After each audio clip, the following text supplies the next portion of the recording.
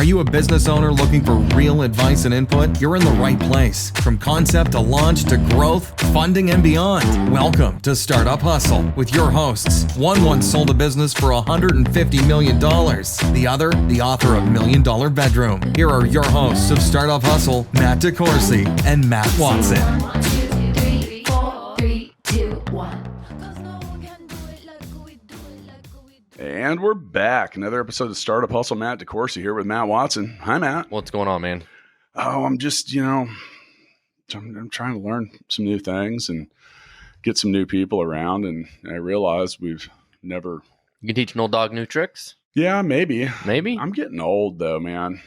Me too. You know what? As I've gotten older, every now and then I like to sit down and just give myself a nice smooth pour of a freshly brewed or distilled beverage. Where is it? Well, why don't we have that today? I mean, it is 10:30 in the morning. You can't drink all day if you don't start early. I'm just saying. That's true. That's Friday true. goals. It's That's Friday. true. But fortunately, we've got a bit of a local icon and someone that represents a really cool brand here in town that just happens to be able to maybe help me with my desire to have a drink later in the day. I do have a meeting with the bank today. I feel like maybe drinking after that would be better than before, but you never know. So with us today, we have Andy Rieger, who's the founder of Rieger Co. Thanks for having me. Yeah, thanks for coming in. And we're going to get all into what you do. Now, for those of you that are listening, today's episode of Startup Hustle is brought to you by Fullscale.io. I like it when you're interactive. So go to riegerco.com and you can learn all about making whiskey. Or gin. Or gin. Or vodka. You guys make all this? Or Amaro. No. We got the former head of Maker's Mark and the former head of Tanqueray. They don't want to each just make one product. I guess that's true. Well, let's talk all about that because, there's a story that I'm going to let you tell, but you've brought something back to Kansas City that was once started in the late 1800s and now is back and it's a thing. So why don't you give us the backstory about Rieger Co. So the company started back in 1887 by Jacob Rieger, who was my triple great grandfather. Jacob was the immigrant of the family, the doer, just like they all were back in those days. He ran it for a little over a decade. His son, Alexander, my double great, took over in about 1900. Alexander was the marketer of the family, really got it to be a nationally distributed brand. As a part of that, he also constructed the Rieger Hotel in 1915 in the corner of 20th and Main Street in Kansas City to coincide with Union Station opening up. It was more or less this marketing arm of the distillery that every time people would get out of Union Station, they would have to see this massive 3-story mural of a whiskey bottle so that they would always understand that Kansas City was Rieger Co., vice versa. And then in Prohibition, 1919, once that hit, distillery got killed. They sold off the hotel because its primary purpose was no longer anything else. And that was supposed to really be the end of it. What? So just to verify this in the timeline, so they built a hotel in 1915 to help sell booze. And then 4 years later, it's like, no, I don't think so. Yeah. It's like, do you want to be a hotel operator or you want to be a alcohol brand? And Well, at that point, the only thing they could do was being a hotel operator, though. Yeah, so they should have hung on to the hotel. They sold it all and just went a different way altogether. Yeah. But Prohibition went to what year did they actually lift that? Was it 1933? Oh, wow. So 14 years. Yeah. So most companies went out of business entirely. And the ones that survived and were able to come back afterwards, very few started up as soon as Prohibition ended. Some, like Jack Daniels, didn't even come back until after World War II. Which most people don't really think about when they consider Prohibition ending and a brand like Jack Daniels and how it's been around forever. But ultimately with Prohibition, it sort of was that thing that most companies that existed prior, you think about, you can't do what you do today for 14 years, you're going to find a new life skill. Yeah, no doubt. Or go do it somewhere in Canada. Well, yeah. But, the interesting part, about Prohibition and stuff like that is, it kind of largely has been proven out that it doesn't really work because people still do what people still want to do. So they kind of just drove that underground and they made a lot of people that were working outside of the laws quite a bit of money. Well, Prohibition was the actual foundation of the income tax, which most people don't realize. So alcohol for a time period being actually in 1 year, I don't remember what year it was, made up 40% of the total government income. And they taxed it so much. And the unfortunate side was everyone was getting so drunk back in those days that they sort of saw the writing on the wall that they had to do it for a period of time just to hit the reset button. And when they sort of started to see that, they brought around the income tax, I don't know, like 30 years or so before Prohibition, but it really started to become a thing that they were going to realize that was this primary driver of revenue for the government because alcohol was going to be no more. And then, well, came into a whole different set of problems. And that same thing of income tax is actually how they drove some of the bad actors out, because that was actually what Al Capone ended up going to jail for, was tax evasion, not any of the other, quote, criminal enterprises that he was involved in. Yeah, tax evasion is a lot easier to prove than murder or conspiracy or anything. Especially bribery. back then. Yeah, and it's like, hey, where's this? Look at all this money you have. Where'd this come from? Don't have a record of it. So your family's company basically ceased operations around 1920, and then so when did it come back? So we didn't bring it back until 2014, which I think we'll probably dig really into unless we want to do it now. Welcome back. Let's get in. No, we're here to talk about whatever. So let's tell the story. So it really died, and really you think it's going to be gone forever. And so sort of skipping forward multiple generations, when I was a kid growing up, we always had old bottles of whiskey around the house, nothing in it, unfortunately, just empties. Old advertisements, old shot glasses, but never really cared. When we're all growing up, you think about when you're in high school, you're definitely not concerned about what happened in your family 100 years ago. You're concerned about literally everything else under the sun. And so didn't care, didn't ask a ton of questions. And then in 2010, actually a restaurant opened up in the historic Rieger Hotel. And I went in on the second night they were opened and met the guys that were behind it. And one of the gentlemen behind it said, hey, we should consider restarting Rieger Co. again. And at that time I was working for a private equity group and then eventually shifted over to an investment bank, but just sort of. And you weren't even in KC at the time. No, I was born and raised here, but I was living in Dallas. Yeah. And we just sort of kept talking here and there. And a year later, I ended up having lunch with him and looked at his really rough draft of a business plan. And, he really wanted to just create a bar where they made alcohol. And I just thought it would be cool to come visit when I came back, and me saying, let me help you sort of put your numbers together to change up altogether to then doing almost all of the business planning for it, totally shifted the business model away from anything that had to do with retail initially into really being this pure manufacturing, distribution-based business that really had to focus on the brand and the product and the pricing and the efficiencies and all of that, which is a very unpopular approach because if it's not good, then you lose and you completely fail.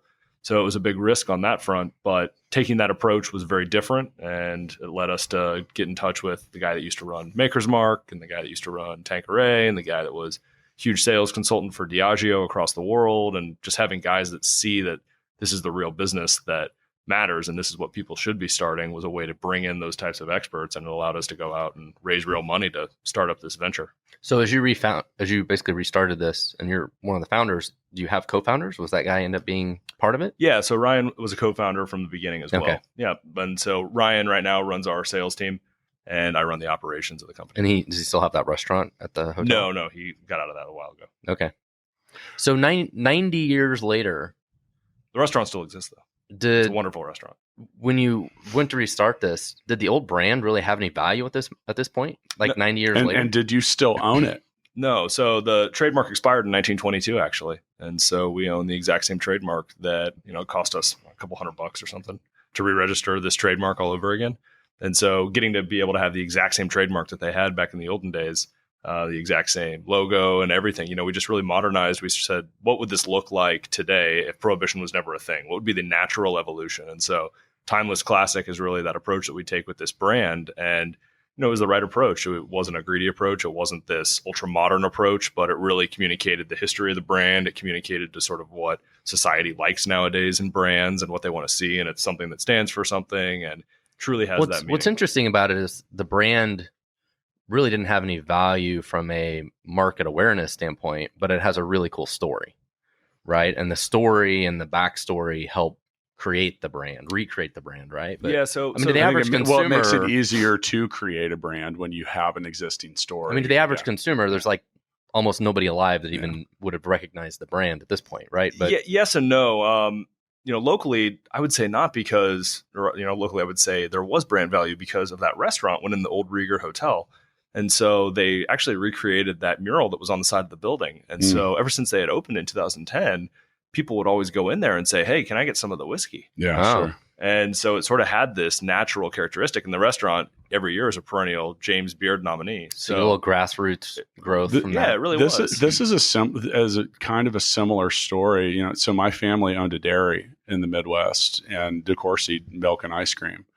And the name was plastered all over everything. And it was a thing until like the early 60s. And my grandfather sold it to, some company that consolidated it into something different. But I grew up similar to you with the brand around empty milk bottles, trays, ads, stuff like that. And, I've thought at certain points, I'm like, man, it'd be really cool to open this back up, just like an ice cream shop or whatever, and just doing something different. with alcohol. But maybe, yeah. But you look at like preserving the nostalgia of the brand and stuff like that. And, you talk about the trademark expiring. And those were some of the things I thought about, because technically the dairy was sold to another company.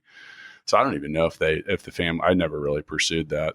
I actually did for about a week. And I learned that selling ice cream is well, it's tough because yesterday it was 30 degrees. Today it's 68 degrees, and you just never know what you're going to get here. So Yeah. they refer to like a walk-in ice cream shop. They call that a dip shop apparently, but yeah, kind of a lot of work. And ice cream's a pain in the ass because if it melts at all and then it doesn't refreeze. And I was like, okay, I'm going to just go do something different. But yeah. So what kind of challenges, and, with that, you went a different route and you did revive the family brand.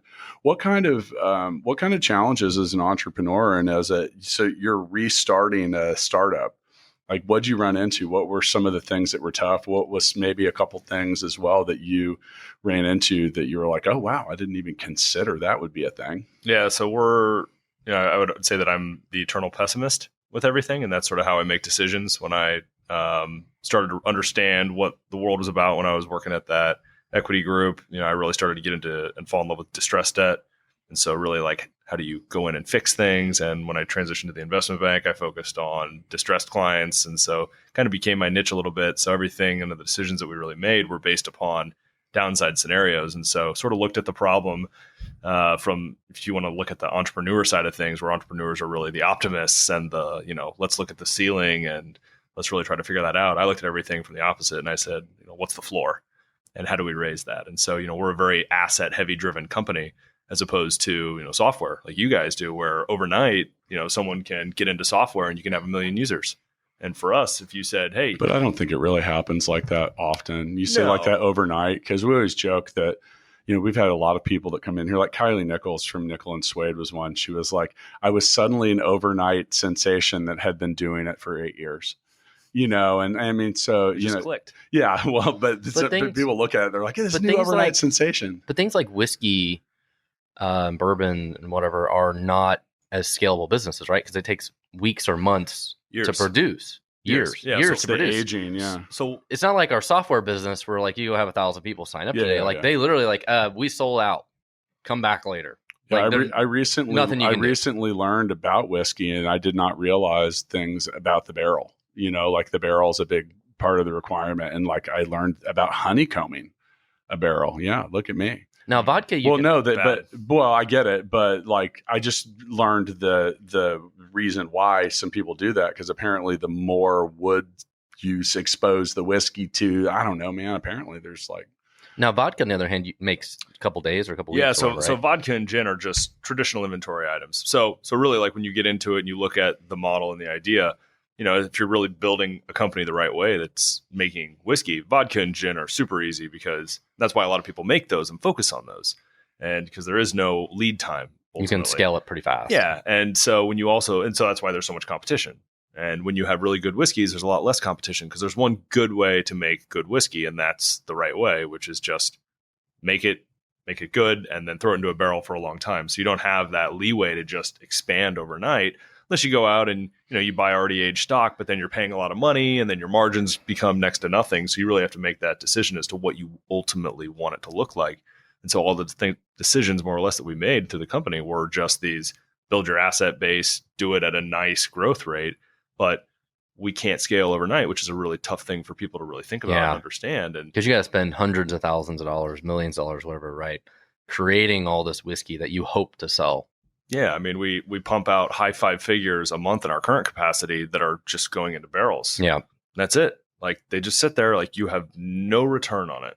And hopefully people like cash it. out the door. Let's explain that. So with whiskey, it just has to sit. Like, what is occurring during that process that requires, like, why is it better? So as it ages or sits, or like, what's the reason for that? So as the whiskey really interacts with the wood, which is what you were talking about a second ago, there's, to hit on what you said, the surface area to volume ratio, which is what gets altered when you either use a smaller barrel or you do honeycombing, like you said, which for the listeners, it's basically like making the wood pattern on the inside look like a honeycomb. So there's more surface area. But when you have that interaction with the wood, you're really getting this nice mellowing ability for the whiskey, but you're also ending up with pulling out all of these really awesome caramels and vanilla notes and whatever it is that's in the oak wood. But the other thing that's happening over that time is oxygen is constantly interacting with the whiskey from the air. And so that oxygen that's interacting is really creating that mellowing effect as well. So you have these two different, more or less flavor components, whether it's the oxygen or chemistry. The whiskey. It really is, which I hated. And so when you have those two things, that's what really allows it. It's barrel plus time. And it has to have that ability. And using a smaller barrel alters the flavor profile. And so whenever people come on tours, and when we were in the early years, and we have all 53-gallon barrels, which are standard size. And so people would always say, why aren't you using small barrels? Like, I heard this other distillery is using smaller barrels and they're able to pull their whiskey within 1 year. We're like, well, if it really made the whiskey taste better, all the big guys would be doing it. And it's just sort of that flat out moment. You're like, yep, you're right. There's no real way to cheat this process other than just having the capital to do it. And so when you talk about it, that's ultimately the biggest concern. 9 pregnant ladies don't make a baby in a month. I think they just said 9 women, but yeah. If you had 9 pregnant women, they would have 9 babies in 9 months. Yeah, nine women. Sorry, but 9 women. But you're on the right track there. Yeah. Yeah. By the way, Matt, if you want 1 baby, do not get 9 women pregnant and expect 1 baby a month later. I'll try that. Since we're talking about things that take time to create and age and maybe have a good return at the end. That's probably not a good result at the end. Yeah, that's not it. So, and I understand with some of the partnerships you made with, other types of liquor makers and people that had been involved in the industry, that there might have been reasons for that, but was a diversification of the different types of alcohol you made also about shortening the path to revenue and being able to have a little more diverse or scalable? Yeah. So another unpopular thing that we did was, right now we have 4 core products and that's it. And if you talk to any... And what are those? Our core whiskey, our gin, our vodka, and our Amaro, which is an Italian style liqueur. Okay. And they all have totally different purposes and none of them overlap. But when you think about 4 products, for a company that's traditionally, like, call it 5 years old and started up in the last 10 years, those companies have 25 different products. And ultimately it's because everyone's trying to figure out this revenue game as to, if I come out with a new product, I'll get a bunch of orders for it. And then I'll need to come out with a new first product and then all that. Well, so again, our unpopular strategy to the market was, no, let's just focus and let's be really good at just a small few things because it costs money to have a new product. Mm-hmm. Everyone knows that. Yep. But people get just clouded with this idea that, my first orders will be something amazing. What they forget about then is reduces the quality of all the other products and the time you can focus on the other products, and you can confuse your production team. Are those all under the Rieger brand? Yeah, they all are. But the idea behind it really is just be good at a few things so that people know consistently what it is. Because when you're trying to be here for 30, 40, 50 years, you're not trying to just have that quick explosion up front. You're trying to really make this a long marathon. When you think about, our business and our industry, you said earlier about software, our industry in general, people look at the stories like Tito's or Casamigos and these brands that ultimately started up with next to no assets and became these massive things. And that's the problem, is that they are those hope dreams. You guys talk about software companies all the time that are worth an insane amount of money. I mean, we'll do the one that everyone talks about, Instagram, where they have like 8 employees, 10 employees when they sold for $1 billion. Like, yeah. But is that true? Yeah. But how many companies were out there that had the same startup budget and the same general ideas that ended up being worth 0? And so Tito's was a good example of that. So Tito's and Casamigos, you get these few. Well, tell the story with that, because I don't think most people. I'm not familiar with the story either. Well, so Casamigos is the tequila brand that George Clooney and two other guys founded, and within 3 years they sold it for $700 million to Diageo.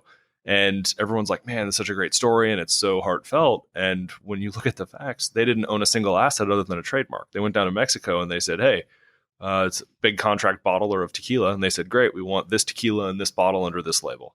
And they're like, great, okay, here will be your shipping point. And that was it. So they did an amazing job of branding. Just marketing. That's all it really was. Okay. And Tito's was the same way. Tito's doesn't allow tours of their facility. It's not because they're honest and upfront with everything they do.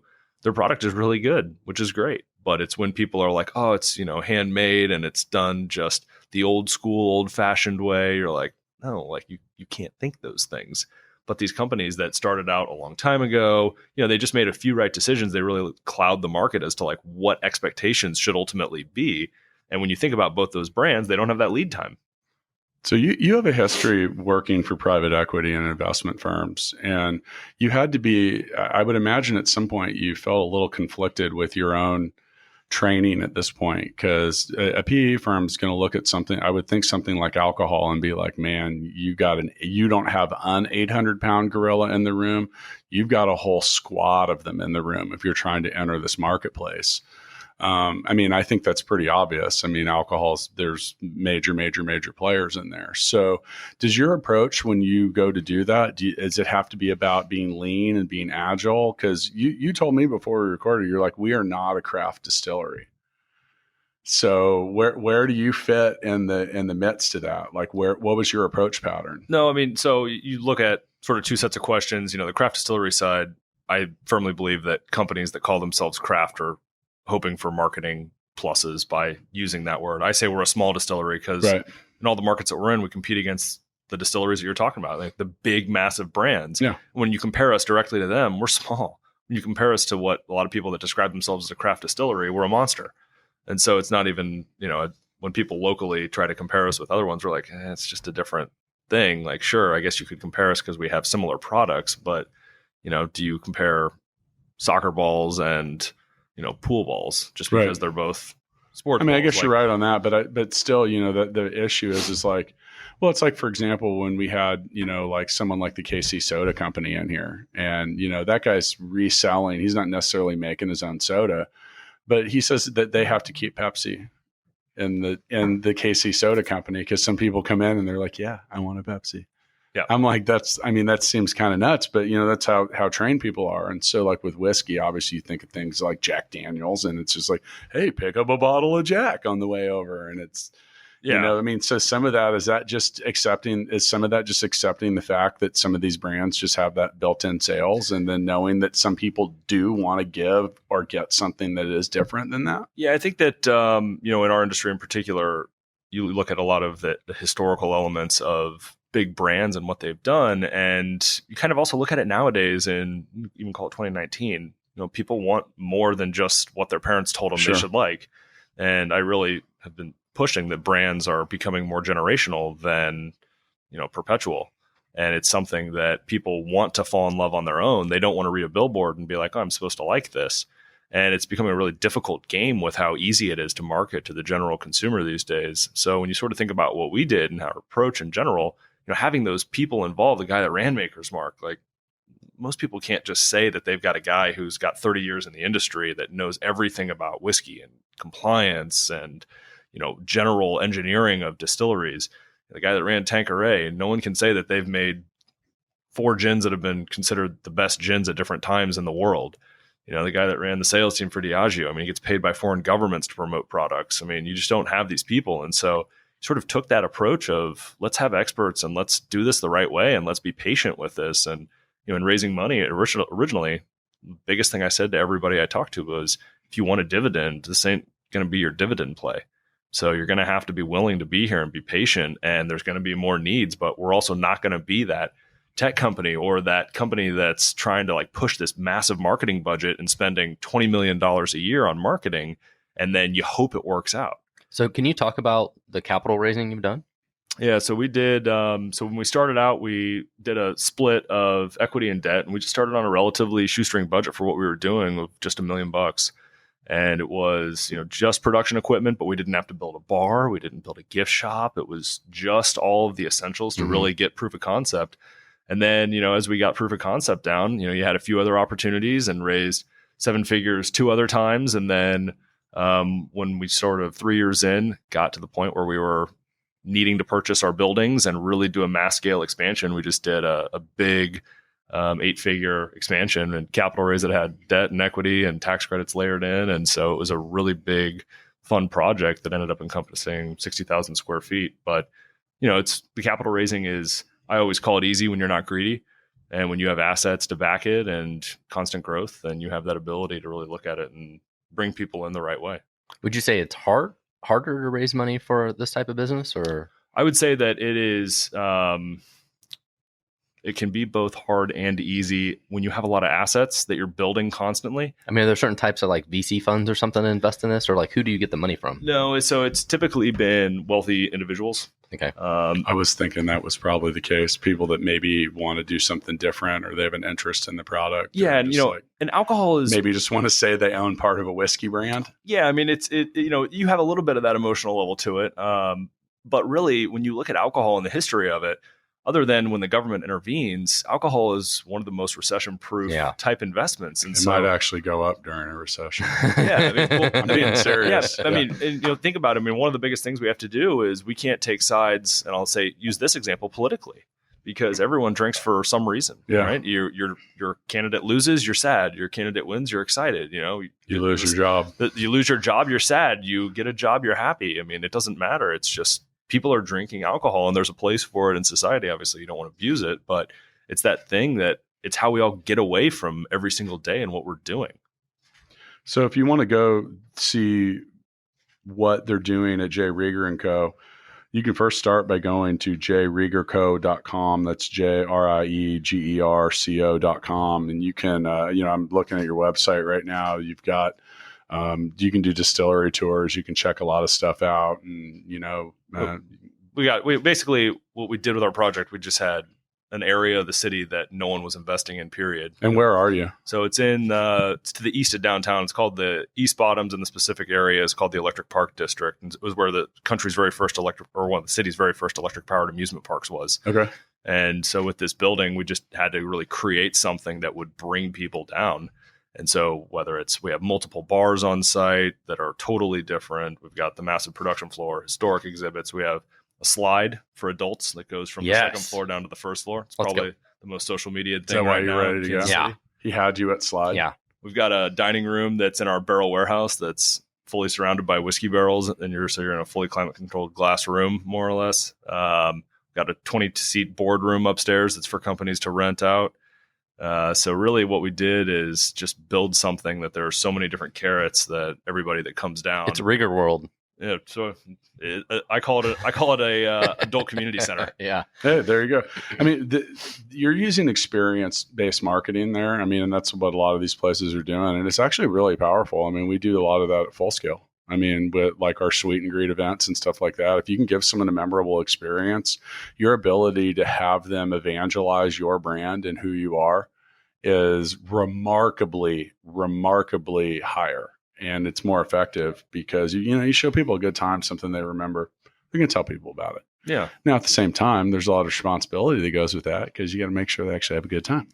So for those that are listening, where can they buy your product? Like, so for people that are in Kansas City, can you buy it virtually everywhere? Hopefully at every single liquor store. I mean, it's even at like places like Walmart and Target. Let's play over under, Matt. Not going to be Walmart. Those are national like placements where they more or less standardize everything throughout the country. Matt, we're going to play over under, and the number's 25. Do you think that Rieger is distributed in more than 25 states or less?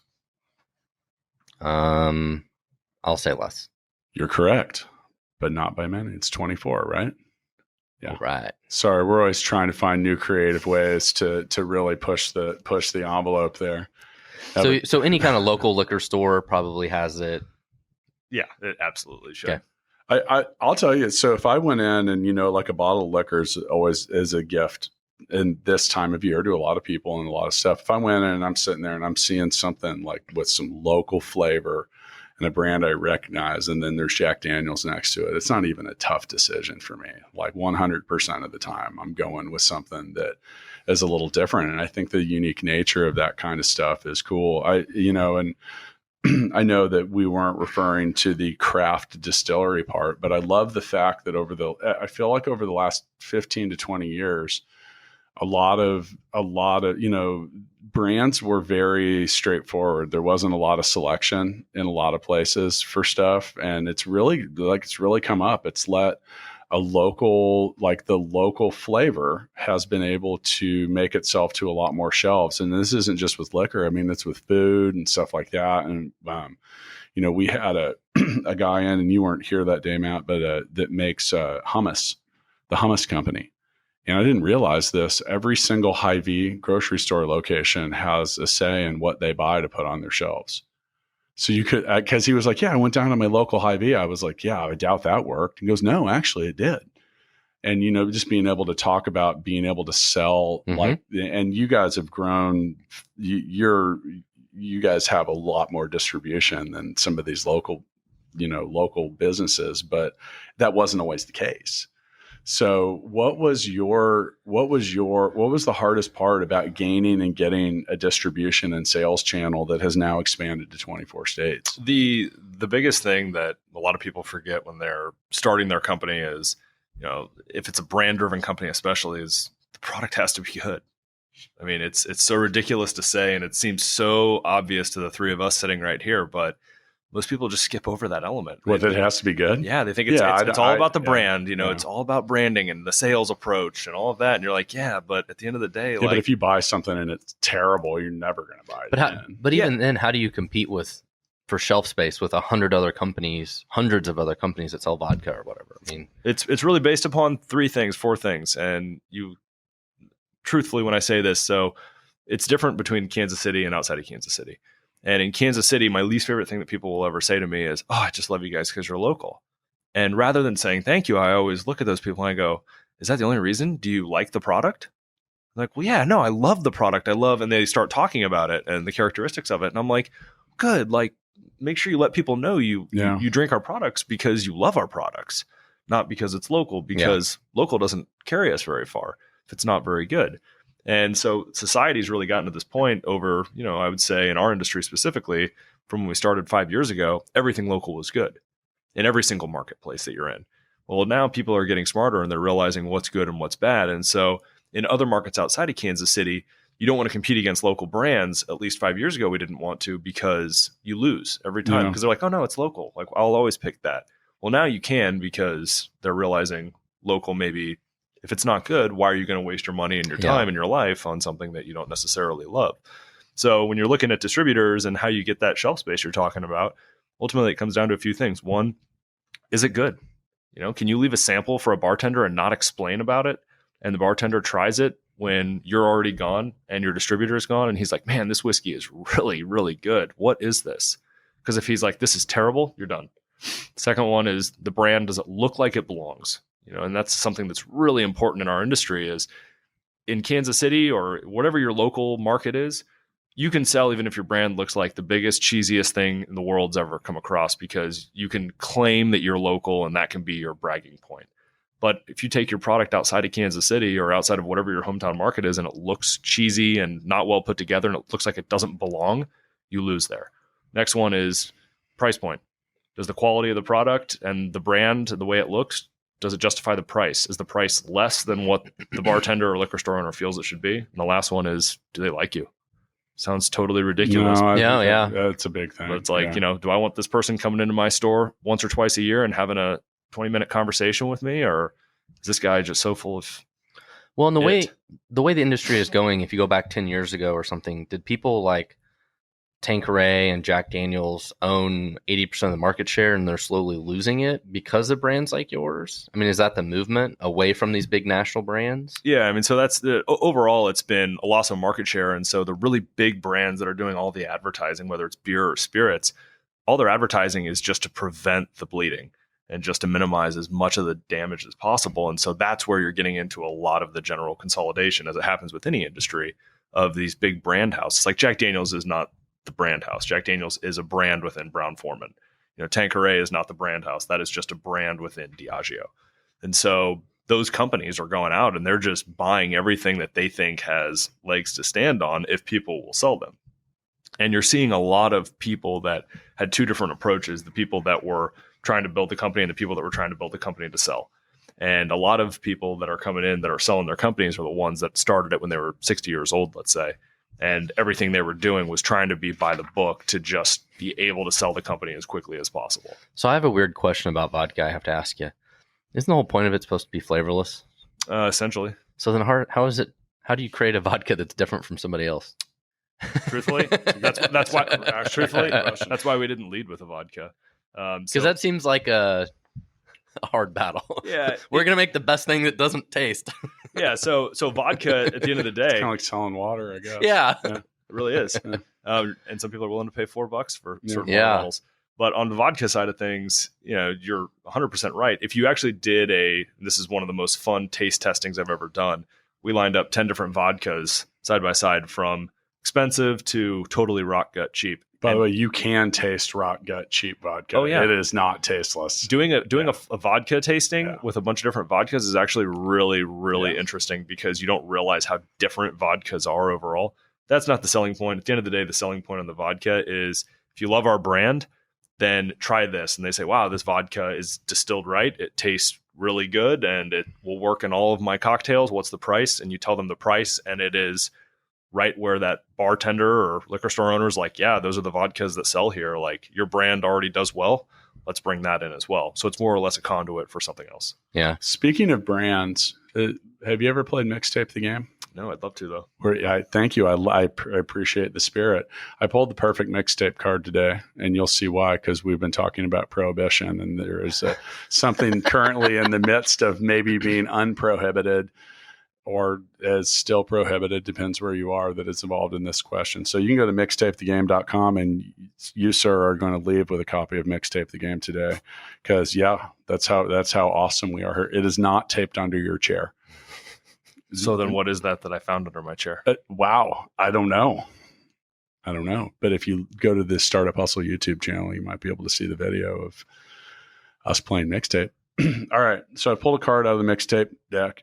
I'm going to name a scenario, and we are all going to pick a song that we feel goes best with this. We will vote for a winner. You may not vote for yourself. The best song or album, that's really on the card, Matt. So you could pick Limp Bizkit, because that is still not an album, actually. All right. What is the best song/album to listen to while smoking marijuana? I'm going with 40 Ounces to Freedom by Sublime. Yeah. Matt's struggling because I'm not sure he knows the feeling. No, I've never done marijuana. And I can tell by the way you said that. No. I did try the CBD oil, though. Yes, that's way different. Yeah, way different. Yeah, and you don't have to admit that you've smoked marijuana to answer. I'm clearing out a disclaimer for you there. I've been to Colorado. Yeah. I think you get high when you get in Colorado at this point. This will sound really Kansas City of me, but I just really get into Garth Brooks. Okay. Just in general. Do you have an album? Truthfully, I just go to his Pandora channel. Okay. Well, so we're going to open this up. You can I'm gonna go with Linkin Park's original album. Do you know the name? I don't remember what the name. Am I going to win because I'm the only person that actually answered the question correctly with a song or album? I guess, but I can't win without your support. Vote against him.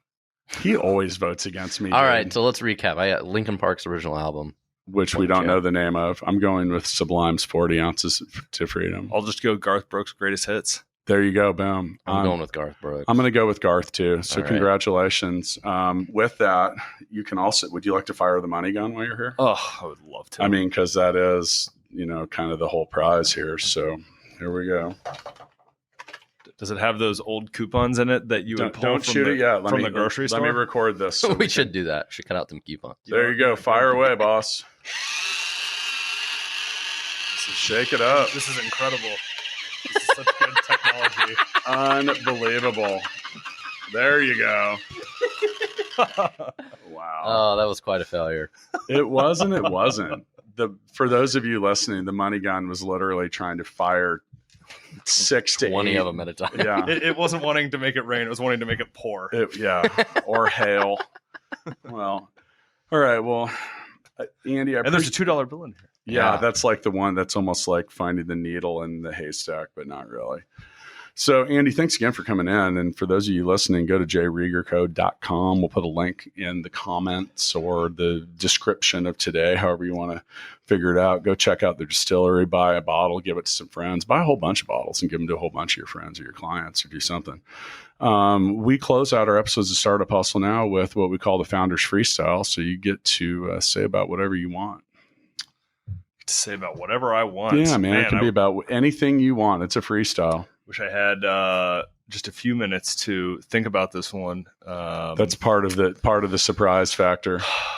Yeah, trying to think about what agenda I'm trying to push these days. I would say that one of the biggest things that I focus on with what we've done that people forget about all the time is bridge burning and how terrible it is. I'm such a firm believer in karma and with everything we do these days. And, you know, every time that people want to get together or meet or talk, and if you think it might be a waste of your time out there, just think about what a potential benefit, even if it's just something that's so minor, it might add to your value, to your life, to your company, whatever it is someday, because you never know when that person's going to come back around. You never know what type of people they're going to bring. And if you know that you've done that person right throughout all your interactions with that person, then hopefully whenever that person enters your life again, if they do, then you can almost guarantee that they're going to do you right as well.